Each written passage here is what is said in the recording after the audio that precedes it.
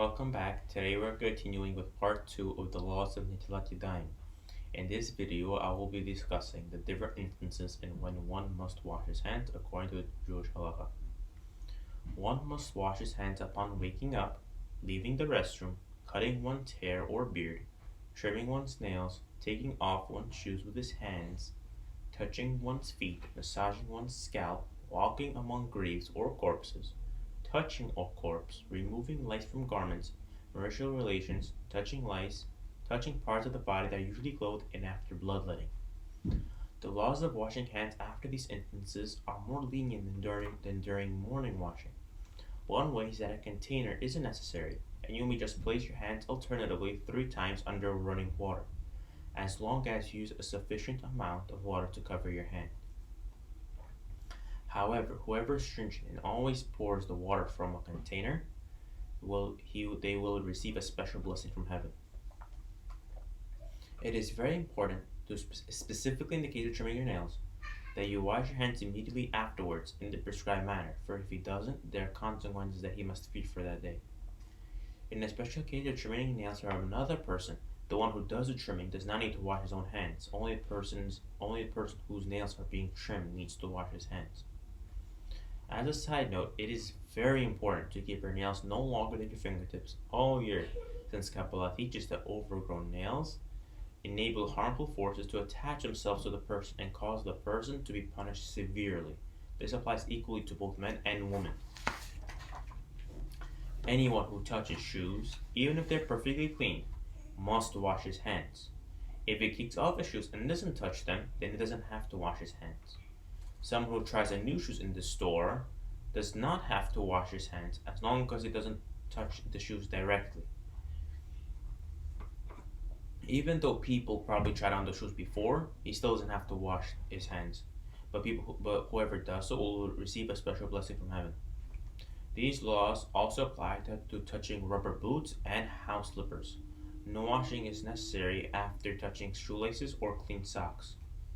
You must wash your hands after touching yours or someone else's feet, even if they are cleaned thoroughly.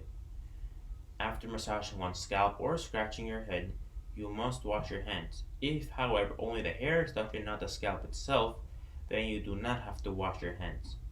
This only applies to a part of the head that is usually covered, like underneath your kippah. In this case, rinsing your hands under a running faucet is sufficient, and you do not have to alternate your hands 3 times. You do not have to wash your hands after scratching your face underneath your beard. After having one's hair cut or trimmed, one must wash his hands. This is even when someone else does it for you. The person who cuts the hair himself or for someone else must also wash his hands. If he touches a person's scalp, so a barber must wash his hands only if he touches the person's scalp. If he's wearing gloves, he does not have to wash his hands. After shaving, one must also wash his hands, and for all these cases of washing hands because of the hair, rinsing your hands once through a running faucet is enough. If someone touches his body in a place that's usually covered, like your back, then he must wash his hands. This is because the body retains residual perspiration in those places, and not because there are impure forces there.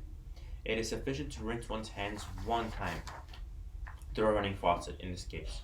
If water cannot be found, or if it causes a loss of Torah learning, then you may just wipe your hands onto anything that will clean them.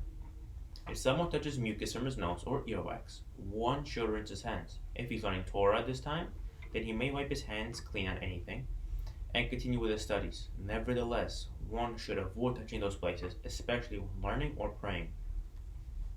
After cemeteries, after attending a funeral or visiting a cemetery, whether Jewish or not, cemeteries, one must wash his hands alternately 3 times.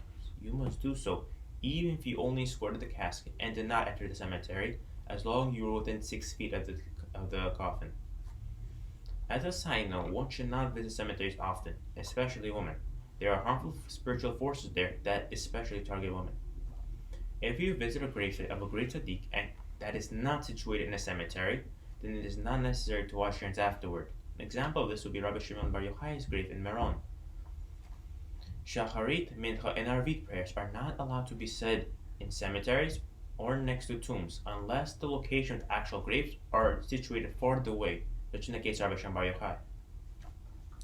After touching insects, specifically lice, one should wash his hands. One time through running water is enough. This also applies when combing one's hair for lice or someone else's hair for lice.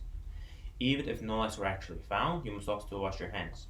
It is also proper to wash your hands after touching an animal, whether kosher or not. You do not need to wash your hands after submitting a standard blood test or after donating blood. The rule for washing your hands after bloodletting was for people who bloodlet as a medical therapy.